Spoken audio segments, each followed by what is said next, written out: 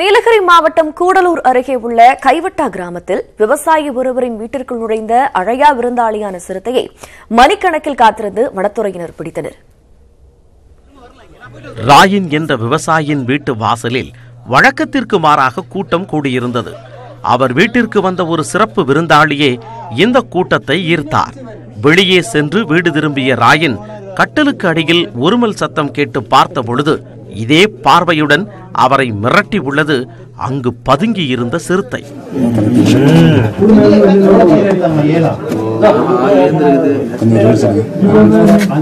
அலறி அடித்து வீட்டை பூட்டிவிட்டு வெளியே ஓடி வந்த ராயின் வனத்துறைக்கு தகவல் கொடுக்கும் முன்னரே அக்கம் பக்கத்தினர் சிறுத்தையை பார்க்க கூடிவிட்டனர்.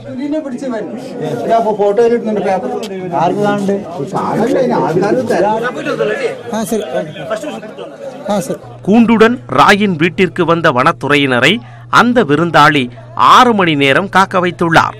கடும் போராட்டத்திற்கு பின் இருள் சூழ் நேரத்தில் கூண்டுக்குள் சிக்கிய சிறுத்தைக்கு உரித்த கோழி உணவாக அளிக்கப்பட்டது.